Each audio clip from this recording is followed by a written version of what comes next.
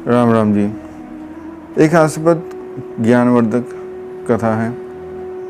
पुनर्मुषक भव, दोबारा से चूहे बन जाओ। दोबारा से चूहे बन जाओ कथा जो है वो इस प्रकार है कि एक जंगल में एक संत रहते थे। एक बार एक चूहा बहुत डरा हुआ उनके पास आया और उसने कहा कि मुझे कहीं छिपा लीजिए। साधु ने कहा क्यों? उसने कहा मेरे पीछे बिल्ली लगी हुई है, तो आप मुझे कहीं छुपा लीजिए ताकि वो मुझे खा ना जाए। तो साधु महाराज ने कहा कि अगर मैं तुझे बिल्ली बना दूं तो तुझे डर नहीं लगेगा? उसने कहा नहीं, फिर मुझे क्या डर। उन्होंने कहा ठीक है। चूहे को उन्होंने बिल्ली बना दिया। फिर वो कुछ दिन बहुत प्रसन्न हुआ कि मैं बिल्ली बन गया, बिल्ली से क्या डरना। फिर एक दिन भेड़िया उसके पीछे पड़ गया। फिर से वो साधु महाराज के पास आया।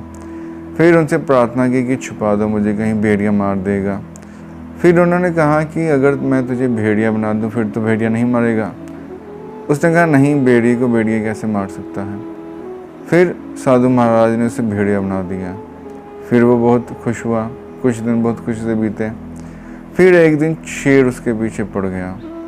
फिर वो साधु महाराज के पास आके विनती करने लगा। फिर साधु महाराज ने उसे शेर बना दिया। अब शेर बन गया जंगल का राजा। फिर उसने सोचा कि मैं शेर बन गया हूँ, जंगल का राजा, मुझसे बेहतर तो कोई है ही नहीं, तो अब मुझे खतरा किससे है। उसने सोचा मुझे खतरा तो इन्हीं साधु महाराज से है जिन्होंने मुझे शेर बनाया है, कहीं वो फिर से मुझे चूहा ना बना दें। फिर उसने सोचा कि इसका उपाय क्या है। इसका उपाय ये है कि इन साधु महाराज को ही मैं खा जाता हूँ, फिर मुझे कोई खतरा नहीं रहेगा, इस जंगल में मैं राज करूँगा।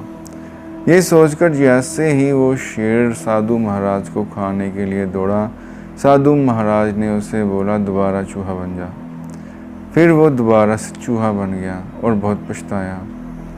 अब साधु महाराज को क्या कह सकता था, फिर जंगल में चला गया। अब इससे हमें क्या शिक्षा मिलती है कि जो चूहा पहले बिल्ली बना, फिर भेड़िया बना, फिर शेर बना और फिर से उसको चूहा बनना पड़ा। क्यों?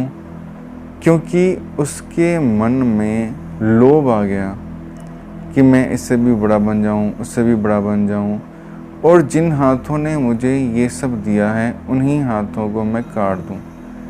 ये व्यक्ति की स्वार्थी वृत्ति का वर्णन किया गया है। व्यक्ति इतना स्वार्थी और कृतघ्न है कि जो उस पर उपकार करता है वो उसी का अपकार करता है, उसी का बुरा करता है और उसी का बुरा करने के लिए उद्यत होता है। जिन हाथों ने किसी व्यक्ति को बनाया होता है उन्हीं हाथों को काटने के लिए वो उत्तेजित हो जाता है, लेकिन वो ये भूल जाता है कि जो हाथ उसे बना सकते हैं वो उसे बिगाड़ भी सकते हैं। जैसे कि परमात्मा के अदृश्य हाथ ही सबको उन्नति तरक्की देते हैं। जो भी आपको मिला है, सफलता मिली है, वो सब परमात्मा के कारण ही मिली है। और अगर आप कहते हो कि परमात्मा कौन है, क्या है, हमने अपनी समझदारी से सब कुछ हासिल किया है, तो फिर परमात्मा एक ऐसी चपेट मारता है कि सब कुछ एक पल में चला जाता है।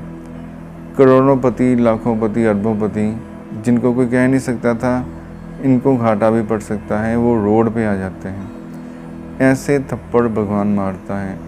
तो जिन हाथों ने आपको बनाया है वो परमात्मा के हाथ हैं। अकृतघ्न नहीं होना चाहिए, शुक्रगुजार होना चाहिए।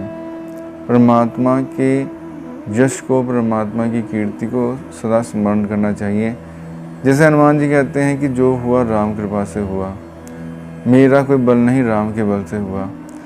तो सब जो सफलता मिलती है परमात्मा के बल से ही मिलती है, अपना बल हमारा नहीं है। इस बात को समझना चाहिए और कभी अहंकार नहीं करना चाहिए, कभी स्वार्थी, अकृतघ्न नहीं बनना चाहिए। धन्यवाद।